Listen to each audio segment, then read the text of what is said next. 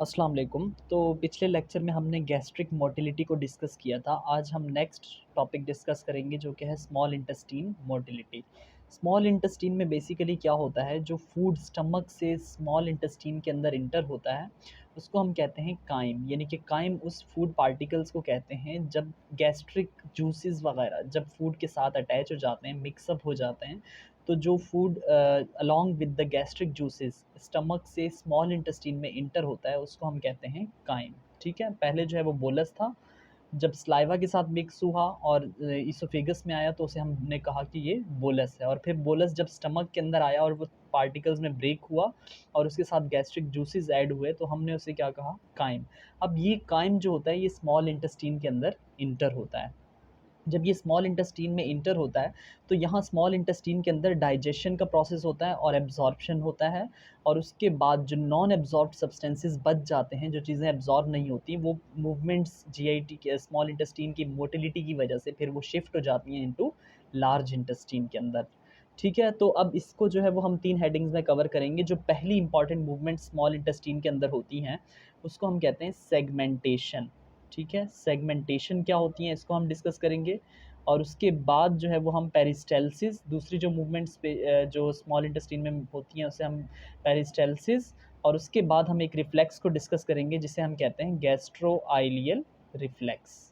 ठीक है, तो हमने आज इन 3 हेडिंग्स को कवर करना है, गैस्ट्रोआइलियल रिफ्लेक्स। तो वन बाय वन तीनों को देख लेते हैं। अब ये सेगमेंटेशन में क्या होता है, सेगमेंटेशन में जो है वो मिक्सिंग होती है इंटेस्टिनल कंटेंट की। फॉर एग्जांपल ये जो है वो स्टमक है, ठीक है, स्टमक के बाद यहाँ से जो है वो ड्यूडेनम फर्स्ट पार्ट, उसका सेकंड पार्ट, और उसके बाद ये जो है वो जिजनम है, और फिर जो है वो आपका आइलियम, और ये सारा आपका स्मॉल इंटेस्टाइन। अब ये जो है वो इसके अंदर कोई नेट मूवमेंट नहीं होती, सिर्फ इस सेगमेंटेशन से क्या होता है कि इंटेस्टिनल कंटेंट जो कायम इंटेस्टाइन के अंदर इंटर होता है वो सिर्फ और सिर्फ मिक्सअप होता है। ये अगर कायम है तो ये यहाँ मिक्सिंग होती है। अब सेगमेंटेशन नाम से पता चल रहा है, इस सेगमेंटेशन में होता क्या है, अगर मैं इस एक सेगमेंट को ले लूँ, स्मॉल इंटेस्टाइन के इस एक सेगमेंट को कहूँ, तो इसमें होता क्या है कि एक साथ पूरे के पूरे इस सेगमेंट की कंट्रैक्शन होगी। ठीक है, अगर फॉर एग्जांपल ये जो ट्यूबुलर स्ट्रक्चर है, ये जो मार्कर है, ये क्या है, स्मॉल इंटेस्टाइन का एक सेगमेंट है, तो इसमें क्या होगी, साइमल्टेनियसली इस पूरे जो ग्रीन वाला सेगमेंट है, ये वाइट सेगमेंट है, अगर इस ग्रीन सेगमेंट की जो है वो एकदम से पूरी की पूरी कंट्रैक्शन होगी, ठीक है, उसकी वजह से क्या होगा, इस कंट्रैक्शन, इस पार्ट के कंट्रैक्शन की वजह से क्या होगा, फूड जो है वो ओराड रीजन यानी कि बैकवर्ड भी मूव करेगा और कॉर्डाड यानी कि डाउनवर्ड भी मूव करेगा। ठीक है, अपवर्ड या डाउनवर्ड या बैकवर्ड एंड फोर्थ, इस तरह से जो है वो फूड मूव करेगा, यानी कि दोनों डायरेक्शंस में। अगर ये एक ट्यूबुलर स्ट्रक्चर है, फूड यहाँ भी मूव करेगा और यहाँ भी मूव करेगा, तो इसकी वजह से फिर क्या होगा, कोई नेट मूवमेंट नहीं होगी। इन ये जो अगर ग्रीन सेगमेंट है ये कंट्रैक्ट करेगा, सारा का सारा कंटेंट जो है वो मिक्स होगा स्मॉल इंटेस्टाइन के अंदर, और फिर ये इसकी वजह से क्या होगा, मूवमेंट जो है, मूवमेंट बैकवर्ड भी होगी और फॉरवर्ड भी होगी। ठीक है, और उसके बाद ये कोई नेट मूवमेंट नहीं है, यानी कि प्रोपल्शन वगैरह आगे की तरफ फूड नहीं बढ़ा, थोड़े से उसी सेगमेंट के अंदर ही बैकवर्ड भी गया और फॉरवर्ड भी गया, और लेकिन इसी सेगमेंट के अंदर रहा। ठीक है, लेकिन इसका फ़ायदा क्या होता है, यहाँ कंटेंट स्मॉल इंटेस्टाइन का मिक्स हो जाएगा और फिर यही सेगमेंट जो है वो रिलैक्स हो जाएगा। तो इसको हम कहते हैं सेगमेंटेशन। इसमें जो है वो फॉरवर्ड यानी कि कोई नेट मूवमेंट इसकी ज़ीरो है, सिर्फ और सिर्फ इसके अंदर फ़ायदा ये होता है, जो काइम्स जो है वो स्टमक से इंटर होता है स्मॉल इंटेस्टाइन में, उसके साथ जो है वो इंटेस्टिनल कंटेंट अच्छे से मिक्सअप हो जाता है और फिर यहाँ पे एब्जॉर्प्शन होती है। ठीक है, नेक्स्ट जो मूवमेंट है ये तो हम पहले भी डिस्कस कर चुके हैं, पेरिस्टेल्सिस है। पेरिस्टेल्सिस क्या होती है, फॉर एग्जांपल ये जो है वो स्मॉल इंटेस्टाइन का पार्ट है, ठीक है, और उसके बाद यहाँ अगर मैं दिखाऊँ, ये स्ट्रक्चर अगर मैं थोड़ा सा नैरो कर दूँ, और फिर ये, ठीक है, ये अगर स्मॉल, ये ट्यूब जो है वो स्मॉल इंटेस्टाइन को अगर मैंने सीधा किया है, तो यहाँ पे जो काइम आ रहा था हमारे पास, यानी कि जो हमारे पास काइम आ रहा था, तो इसके जो ये जो पेरिस्टेल्सिस होती है ये रेगुलेट होती है आपकी एंटेरिक नर्वस सिस्टम से।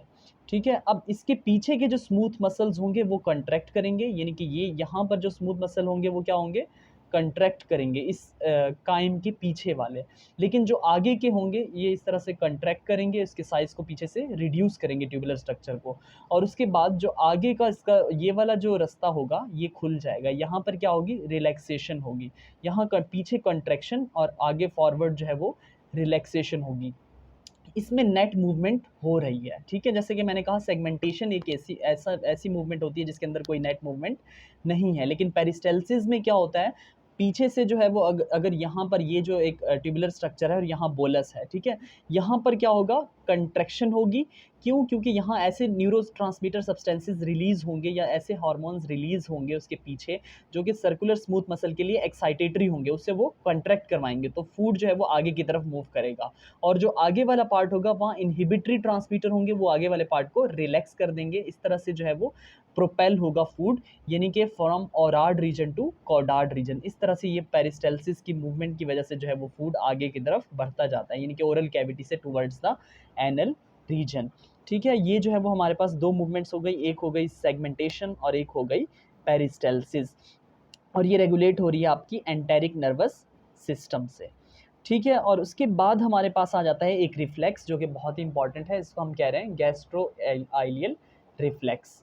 ये बहुत ही इजी सा रिफ्लेक्स है। जब यहाँ पर स्टमक के अंदर जब कंटेंट था, जो बोलस स्टमक के अंदर इंटर हुआ था, ठीक है, ये आपके पास हो गया ड्यूडेनम, ये हो गया आपके पास सेकंड थर्ड पार्ट जी जिजुनम, और ये हो गया आपके पास सपोज आइलियम, और यहाँ पर आइलियम जो है वो फिर सीकम, और ये लार्ज इंटेस्टिन आ गया।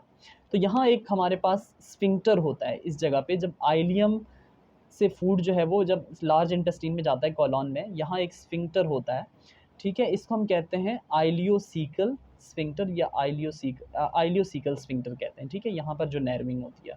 अब होता क्या है, जब फूड जो है वो स्टमक के अंदर यहाँ पर आ जाता है बोलस, जब यहाँ स्टमक के अंदर फूड आ जाता है तो यहाँ एक जो है वो स्ट्रेच होता है। यहाँ पर जब स्टमक का कंटेंट बहुत ज़्यादा भर जाता है तो यहाँ क्या होता है, स्ट्रेच रिसेप्टर्स एक्टिवेट होते हैं। ठीक है, और यहाँ से फिर सिग्नल्स चले जाते हैं आपकी ब्रेन स्टेम के पास, आफ्रेंट सिग्नल्स जाते हैं। जब आफ्रेंट सिग्नल्स आपकी ब्रेन स्टेम के पास चले जाते हैं और फिर वहाँ से जो है वो वापस कुछ इनहिबिटरी सिग्नल्स आते हैं। ठीक है, इनहिबिटरी सिग्नल्स आपके ब्रेन स्टेम से होते हुए आते हैं और वो आके एक्ट करते हैं आपके आइलियोसीकल स्फिंक्टर के ऊपर। ठीक है, आइलियोसीकल स्फिंक्टर को वो खोल देते हैं, इनहिबिटरी होते हैं, रिलैक्सेशन करवा देते हैं इस स्फिंक्टर की, तो फूड जो है वो प्रोपेल हो जाता है कहाँ से, स्मॉल इंटेस्टीन से लार्ज इंटेस्टीन में, बिकॉज ऑफ दिस गैस्ट्रोआइलियल रिफ्लेक्स। नाम से पता चल रहा है, गैस्ट्रो यानी कि स्टमक और आइलियल यानी कि आइलियम, यानी कि गैस्ट्रिक से उसका क्या है, स्टिमुलस है, और आइलियम्स में उसका एक्शन हो रहा है। तो इस तरह से जो है वो गैस्ट्रोआइलियल रिफ्लेक्स होता है, जिसकी वजह से फूड प्रोपेल होता है from small intestine to large intestine. यहाँ एक इंपॉर्टेंट बात यह है कि ये रेगुलेट किस तरह से होता है, यहाँ हमारे पास जो है वो एक्सट्रिंसिक जो नर्वस सिस्टम है, यानी कि सिंपैथेटिक और पैरासिम्पैथेटिक से एक्सट्रिंसिक नर्वस सिस्टम इनको रेगुलेट कर रहा होता है आपका, और उसके अलावा कुछ रोल यहाँ पर गैस्ट्रिन का भी होता है। एक तो गैस्ट्रिन का इंपॉर्टेंट रोल ये है कि ये जो है वो स्टमक के जब जी सेल्स के एंट्रम से यहाँ से रिलीज़ होता है, और ये जो है वो यहाँ पैराइटल सेल को स्टिमुलेट करता है और वहाँ पर HCl के कंटेंट को स्टमक के अंदर बढ़ा देता है। लेकिन दूसरा इसका इंपॉर्टेंट रोल ये भी है, ये गैस्ट्रोआइलियल रिफ्लेक्स के लिए भी इम्पॉर्टेंट है। तो ये हो गया हमारे पास स्मॉल इंटेस्टीन की मोटिलिटी। अब जो है वो हम नेक्स्ट लेक्चर में इन मोटिलिटी ऑफ लार्ज इंटेस्टीन को डिस्कस करेंगे। Thank you so much for watching.